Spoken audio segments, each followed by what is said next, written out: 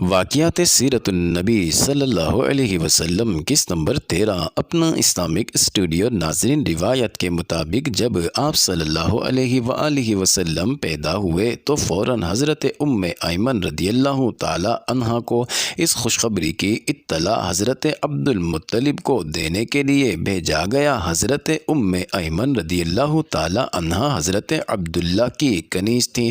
ناظرین، ان کا اصل نام برکہ تھا۔ ان کی شادی بعد ازاں آپ صلی اللہ علیہ وآلہ وسلم نے اپنے غلام حضرت زید بن حارثہ رضی اللہ تعالی عنہ سے کر دی تھی، جن سے حضرت اسامہ بن زید رضی اللہ تعالی عنہ پیدا ہوئے۔ ناظرین، حضرت ام ایمن رضی اللہ عنہا خوشی کے مارے دوڑتی ہوئی حضرت عبد المطلب کے پاس پہنچی اور انہیں آپ صلی اللہ علیہ وآلہ وسلم کی پیدائش کی خوشخبری دی۔ حضرت عبد المطلب جو اس وقت حرم کعبہ میں موجود تھے، آپ صلی اللہ علیہ وآلہ وسلم کی پیدائش کا سن کر وہ بے حد مسرور ہوئے اور حضرت ام ایمن رضی اللہ تعالی عنہ کے ساتھ فوراً گھر پہنچے۔ وہاں شہزاد حضور صلی اللہ علیہ وآلہ وسلم کے حسن و جمال کو دیکھ کر ششدر رہ گئے اور پھر اپنے جذبات کا اظہار چند اشعار میں بیان کیا، جن میں آپ صلی اللہ علیہ وآلہ وسلم کے حسن و جمال کو غلمان کے حسن و جمال سے برتر بتایا۔ پھر خدا کا شکر ادا کیا کہ اس نے آپ کو حضرت عبداللہ کا نعم البدل عطا فرمایا۔ ناظرین، یاد رہے کہ آپ صلی اللہ علیہ وآلہ وسلم کے والد محترم حضرت عبداللہ، دادا جان حضرت عبد المطلب اور پردادا حضرت ہاشم تینوں ہی آپ صلی اللہ علیہ وآلہ وسلم کی طرح نہایت ہی خوبصورت اور مردانہ وجاہت کا پیکر تھے۔ ناظرین، بحقی نے مختلف حوالوں سے یہ بھی بیان کیا ہے کہ آپ صلی اللہ علیہ وآلہ وسلم کی پیدائش مبارکہ کے بعد حضرت عبد المطلب نے آپ صلی اللہ علیہ وآلہ وسلم کو اپنے گھر کی عورتوں کے سپرد کر دیا۔ ناظرین، وہ ہر صبح کو حضرت عبد المطلب کو بتاتی کہ انہوں نے ایسا بچہ کبھی نہیں دیکھا۔ وہ بتاتی کہ نو مولود یعنی حضور صلی اللہ علیہ وآلہ وسلم صبح کو ہمیشہ بیدار ہی نظر آتے ہیں اور آنکھیں کھولے ٹک ٹکی باندھے آسمان کو تکتے رہتے ہیں۔ اس پر حضرت عبد المطلب خوشی کا اظہار فرماتے کہ انہیں امید ہے کہ ان کا پوتا صلی اللہ علیہ وآلہ وسلم بڑی شان والا ہوگا۔ ناظرین، شروع کے چند دن آپ صلی اللہ علیہ وآلہ وسلم کو آپ کی والدہ ماجدہ حضرت آمنہ نے دودھ پلایا۔ ناظرین، 2-3 دن بعد آپ صلی اللہ علیہ وآلہ وسلم کو دودھ پلانے کا شرف حضرت صوبیہ رضی اللہ تعالی عنہ کو نصیب ہوا۔ حضرت صوبیہ رضی اللہ عنہ آپ صلی اللہ علیہ وآلہ وسلم کے چچا ابو لہب کی کنیز تھیں۔ ناظرین، ابو لہب نے آپ صلی اللہ علیہ وآلہ وسلم کی ولادت کی خوشی میں انہیں آزاد کر دیا۔ ناظرین، حضرت صوبیہ رضی اللہ عنہ نے آپ صلی اللہ علیہ وسلم کے ہم عمر چچا حضرت حمزہ رضی اللہ عنہ کو بھی دودھ پلایا تھا۔ ان کے علاوہ چند اور عورتوں نے بھی آپ صلی اللہ علیہ وآلہ وسلم کو دودھ پلایا۔ افسوس کہ آپ صلی اللہ علیہ وآلہ وسلم کی پیدائش پر خوشیاں منانے والا ابو لہب بعد ازاں آپ صلی اللہ علیہ وآلہ وسلم کا ایک بدترین مخالف بن کر سامنے آیا اور وہ اور اس کی بیوی ام جمیل ساری زندگی اسلام مخالف سرگرمیوں میں مصروف رہی۔ ابو لہب شروع اسلام نے آپ صلی اللہ علیہ وآلہ وسلم کا شاید سب سے بڑا مخالف تھا۔ غالباً یہی وہ شخص ہے جس نے تب قریش مکہ کو بدراہ کیا اور آپ صلی اللہ علیہ وآلہ وسلم کے خلاف بد دعائیں دیں۔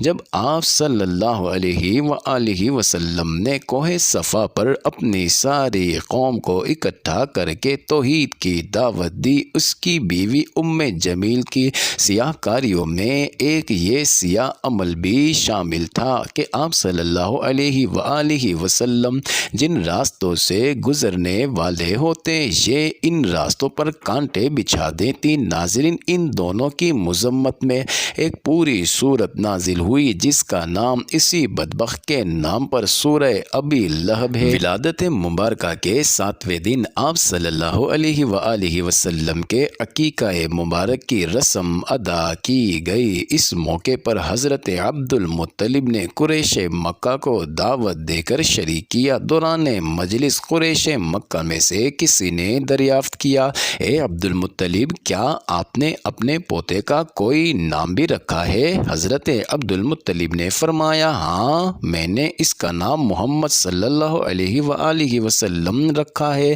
ناظرین، یہ سن کر قریش مکہ نے بہت تعجب کا اظہار کیا کہ یہ کیسا نام ہے، کیونکہ عرب کی تاریخ میں اس سے پہلے کبھی کسی کا نام محمد نہ رکھا گیا تھا، اس لیے قریش مکہ کی حیرت بجا تھی۔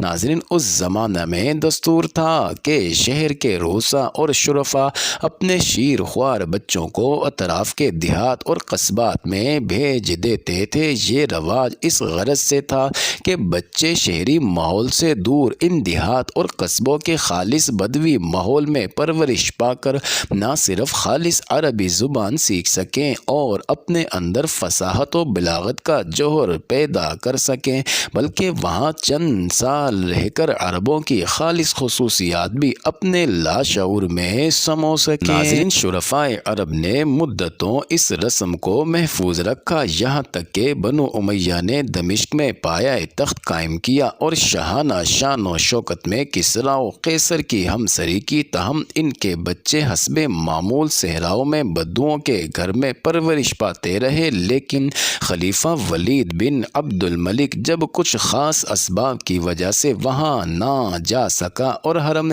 شاہی میں پلا، تو اس کا نتیجہ یہ نکلا کہ وہ عربی کی فصاحت و بلاغت سے محروم ہو گیا، اور بنو امیہ میں وہ واحد خلیفہ تھا جسے فصیح و بلیغ عربی صحیح طرح سے بولنا نہیں آتی تھی۔ غرض اس دستور مذکورہ کی خاطر اطراف کے دیہات و قصبات سے عورتیں سال میں 2 مرتبہ شہروں کا رخ کرتی تھیں، جہاں شہر کے شرفا اور رؤسا اپنے بچے ان کے حوالے کر دیتے اور ساتھ میں معاوضہ کے طور پر ان عورتوں کو اتنا کچھ روپیہ پیسہ مل جاتا کہ ان کی زندگی بھی آرام سے گزرتی۔ ناظرین، اسی دستور کے موافق حضرت صلی اللہ علیہ وآلہ وسلم کی پیدائش مبارکہ کے چند روز بعد قبیلہ بنو حوازن کی چند عورتیں شیر خوار بچوں کی تلاش میں مکہ آئیں۔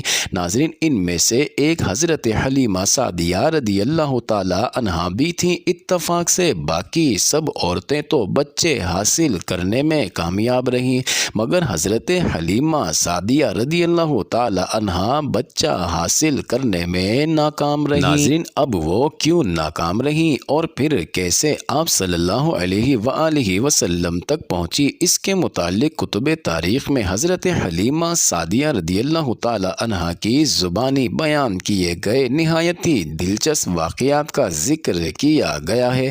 چونکہ یہ واقعات تفصیل سے بیان کرنے کی ضرورت ہے اور یہاں قسط کی غیر ضروری طوالت کا خطرہ ہے، تو انشاءاللہ یہ سب دلچسپ واقعات اور پھر حضرت حلیمہ سعدیہ رضی اللہ تعالی عنہا کے گھر میں پیش آنے والے عجیب و غریب معجزات کا ذکر آئندہ قسط میں کیا جائے گا۔ ناظرین، حضرت حلیمہ سعدیہ رضی اللہ تعالی عنہا اپنی چند ہم قبیلہ عورتوں کے ساتھ مکہ وارد ہوئی، وہ کیسے آپ صلی اللہ علیہ وآلہ وسلم تک پہنچی؟ ناظرین، اس قسط میں حضرت حلیمہ سعدیہ رضی اللہ تعالی عنہا کی زبانی وہ سب دلچسپ واقعات بیان کیے جائیں گے۔ ناظرین، ابن اسحاق جہم بن ابی جہم کی روایت سے حضرت عبداللہ بن جعفر بن ابو طالب رضی اللہ عنہ کی باتیں بیان کرتے ہیں کہ انہیں حضرت حلیمہ سعدیہ رضی اللہ تعالی عنہا نے خود یہ سارا واقعہ سنایا۔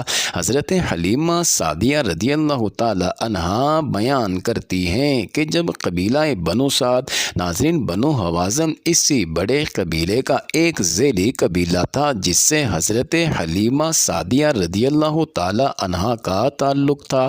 اس قبیلے میں کسی سال مکہ مکہ میں کئی بچوں کی پیدائش کی خبر پہنچتی تھی تو بنو سعد کی عورتیں ان بچوں کو اجرت پر دودھ پلانے کے لیے مکہ کی طرف لپکنے لگتی تھیں۔ پھر ایک سال ایسا ہی ہوا کہ مکہ کے معزز اور شریف خاندانوں میں کئی بچوں کی پیدائش کی خبر ملی تو بنی سعد کی 10 عورتیں، جن میں بھی شامل تھی، اپنے شوہر حارث بن عبد العزیٰ اور اپنے ایک شیر خوار بچے کے ساتھ مکہ کی طرف چلی۔ یہ قحط سالی کے دن تھے اور قحط نے کچھ باقی نہ چھوڑا تھا۔ میں اپنی ایک سفید گدھی پر سوار تھی اور ہمارے پاس ایک اونٹنی بھی تھی، لیکن واللہ اس سے ایک قطرہ دودھ نہ نکلتا تھا۔ ادھر بھوک سے بچہ اس قدر بلکتا تھا کہ ہم رات بھر سو نہیں سکتے تھے۔ نہ میرے سینے میں بچے کے لیے کچھ تھا اور نہ اونٹنی اس کی خوراک دے سکتی تھی۔ بس ہم بارش اور خوشحالی کی آس لگائے بیٹھے تھے۔ میں اپنی اونٹنی پر سوار ہو کر چلی تو وہ کمزوری اور دبلے پن کے سبب اتنی سست رفتار نکلی کہ پورا قافلہ تنگ آ گیا۔ خیر، ہم کسی نہ کسی طرح دودھ پینے والے بچوں کی تلاش میں مکہ پہنچ گئے۔